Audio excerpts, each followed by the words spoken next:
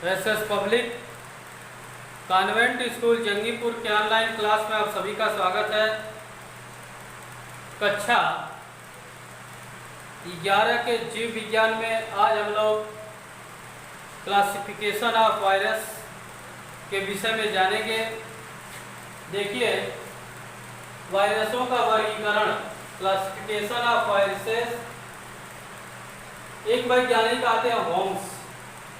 सबसे पहले होम्स नामक वैज्ञानिक ने वायरसों को ऑर्डर वायरस में रखकर इन्हें पोषक जीवों के आधार पर 3 श्रेणियों में रखा। होम्स नामक वैज्ञानिक ने वायरसों को ऑर्डर वायरस में रखकर इन्हें पोषक जीवों के आधार पर 3 श्रेणियों में रखा। पहली इसकी श्रेणी है जुओफेगिनी, दूसरी है फाइटोफेगिनी और तीसरी है फेगिनी। देखिए, जुओफेगिनी यह जंतुओं का वायरस है। जंतुओं का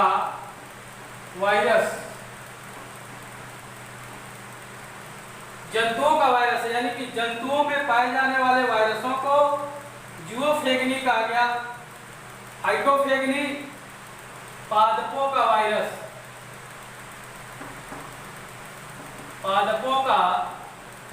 वायरस, पौधों में पाए जाने वाले वायरस। फेगिनी यानी कि जीवाणुओं का वायरस।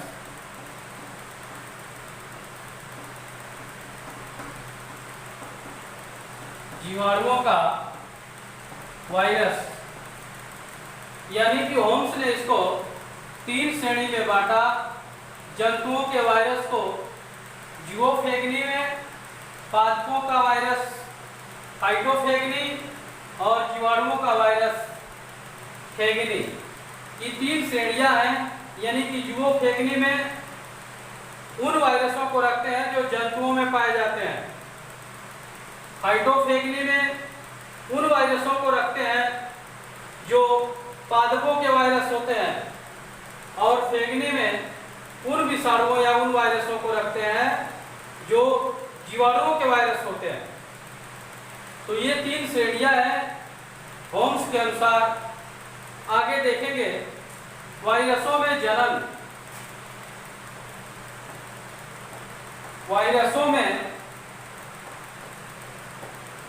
जनन,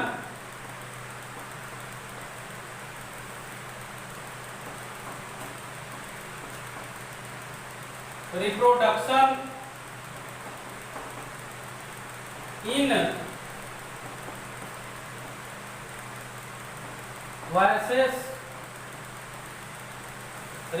इन वायरसेस, यानी कि वायरसों में जन्म। देखिए, हम जानते हैं कि वायरस जो है अविकल्पी परजीवी होता है। वायरस अविकल्पी परजीवी होता है। इसकी यह कोशिकाओं के बाहर निष्क्रिय होता है, नॉन एक्टिव होता है, निर्जीव की भांति व्यवहार करता है।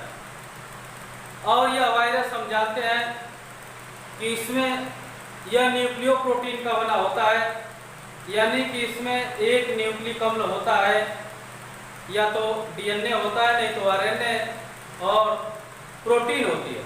ऑलरेडी प्रोटीन होती है, उसके बाद न्यूक्लिक अम्ल कोई एक होता है, या तो डीएनए रहे नहीं तो आरएनए रहे।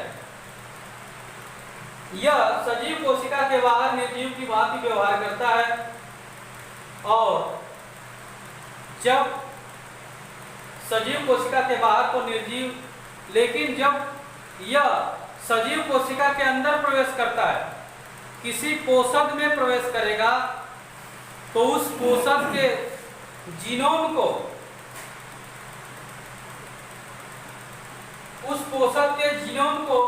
सबसे पहले क्या करता है कि यह उस पोषक के जीनोम को नष्ट कर देता है। किसी पोषक के शरीर में पहुंचा, उसकी सेल में जब पहुंचा है तो उसके जीनोम को, पोषक का जो जीनोम होता है उसको सबसे पहले उसका विनाश कर देता है, उसको नष्ट कर देता है।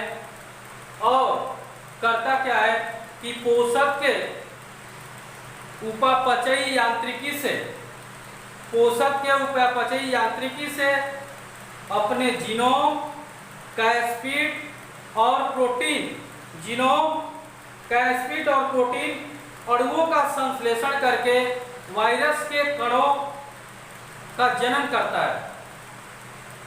यानी कि उपापचयी यांत्रिकी से, पोषक के उपापचयी यांत्रिकी से खुद अपना जीनोम, प्रोटीन और कैस्पिड अणुओं का संश्लेषण करके संतति वायरस कणों का निर्माण करता है, संतति वायरस कणों का निर्माण करते हैं। इस प्रकार वायरस में वायरस के तेजी से वृद्धि होती है, वायरस के कणों की तेजी से वृद्धि होती है। इस तरह से जन्म करता है।